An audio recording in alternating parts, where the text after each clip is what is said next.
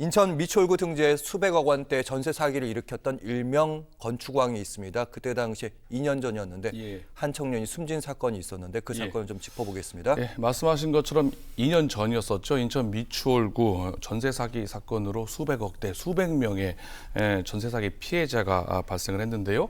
20, 30대 청년 4명 이 목숨을 끊는 사건이었습니다. 사회적 공분과 문제 제기에도 불구하고 여전히 유사 사례가 발생을 하고 있습니다. 지난해에도 수원 건선구에서 약 70억 원 규모의 전세 사기가 또 발생을 했습니다. 피해자 수 한 40명을 넘었고요. 세대 수가 70명. 70가구에 달하는 전세 사기 사건이었는데요. 이처럼 전세 사기 사건이 끊이질 않고 있는데도 불구하고 법원의 판결은 솜방망에 그치는 거 아니냐라는 좀 비판이 나오고 있습니다. 이번 사건에서 최근 판결 선고가 있었는데요. 남모 씨 검찰에서는 무기징역을 구형을 했습니다만은 최종 징역 15년형을 선고를 받았습니다. 1차 기소 사건에 있어서도 이번에 2차 기소 사건의 선고 결과였고요.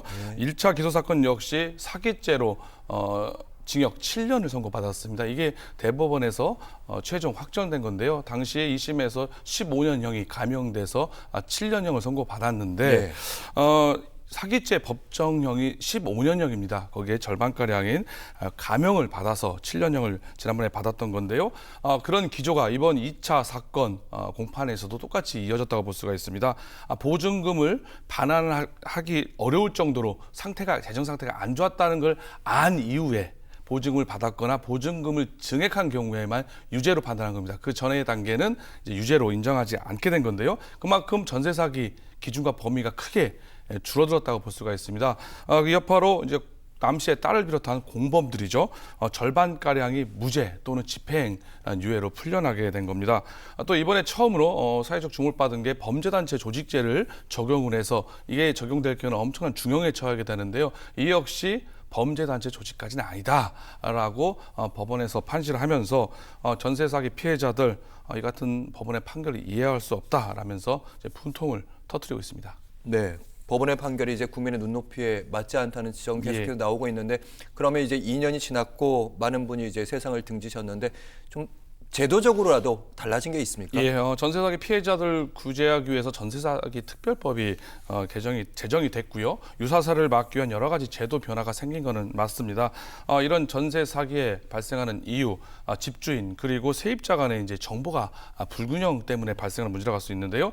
이를 해결하기 위해서 2023년 4월달에 주택 임대차 보호법을 개정을 했습니다. 여기에 전세 계약 시에 집주인 선순위의 권리 관계를 설명을 해줘야 되고요. 또 세입자를 계약할 때 지방세라든지 국세에 대한 납세 증명을 제공해야 된다는 조항이 신설이 됐습니다. 세입자에게. 또 안 할 경우에 세입자가 이거를 정보 공개해달라라고 요구할 수도 있는 규정이 되어 있고요. 그러니까는 세입자 같은 경우는 이 계약을 할 때 자기가 우선순위인지 후순위인지 그리고 이 사람이 집주인이 세금을 냈는지 안 냈는지를 보고 문제가 있으면은 계약을 안 하지 않겠느냐라는 조언을 할 수가 있는데요. 이에도 공인중개사에게 확정일자 부여 현황이라든지 세금 체납 여부를 설명하게 할 의무를 부여했습니다. 하지만 문제가 있는 게 집주인이 이를 이행하지 않아도 별다른 처벌 규정이 없습니다. 그러다 보니까 실제 계약 체결 현장에서는요, 사실 근저당권이 뭔지도 잘 모르고 아니면은 이런 우선순위, 후순위 이런 걸 잘 모르는 다세대 다가구도 구분 못하는 사회 초년병들 같은 경우는 초년생 같은 경우는 그냥 부동산 중개사의 말만 믿고 공인중개사의 말만 듣고 계약을 체결하게 되는데요. 공인중개사들 물론 설명 의무는 있습니다만은 계약 성사에 중점을 두다 보니까 아무래도 이런 실효성이 떨어진다는 지적이 나오고 있습니다. 청년, 사회 초년생들 정보 취약계층은 여전히 전세 사기 위험에 노출돼 있다라고 볼 수가 있습니다. 어느 한 지역에 이제 문제가 아니다 보니까 인천에서도 있었고, 그러니까 이제 전국에 있는 전세 사기 피해자들이 모여서 한 목소리를 내는 집회들이 열리고 있습니다. 전세 사기 첫 번째 희생자가 나온 날로부터 2년째가 되는 2주가 되는 게 바로 지난 22일 토요일 날이었습니다. 서울 광화문 일대에서 전세 사기 희생자 2주기 주택 세입자 발언대가 열렸는데요.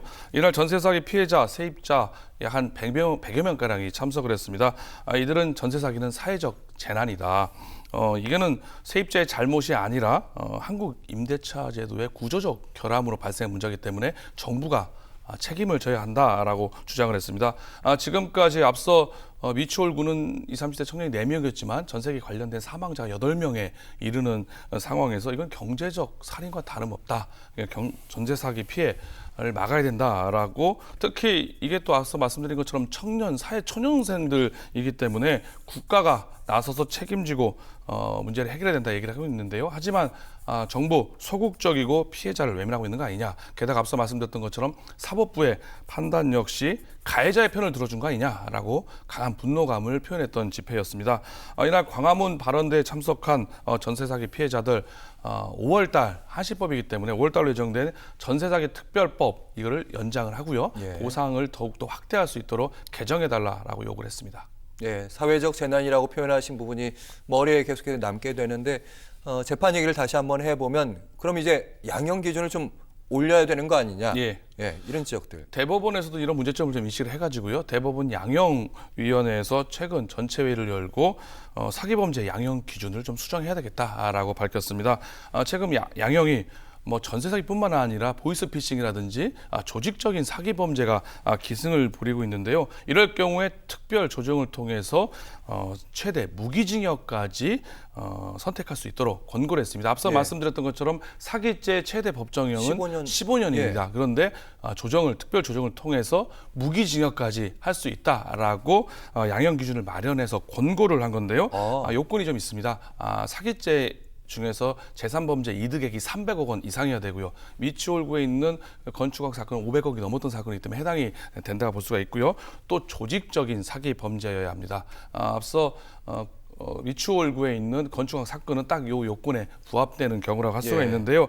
결국 사기 범죄만으로 무기징역에 가능하다 볼 수가 있고요. 더 나아가서 사기 범죄의 집행유예 기준도 강화가 됩니다. 예. 지금 앞서 말씀드렸던 것처럼 집행유예를 풀려나는 일은 거의 없어질 수가 있다라고 볼 수가 있고요.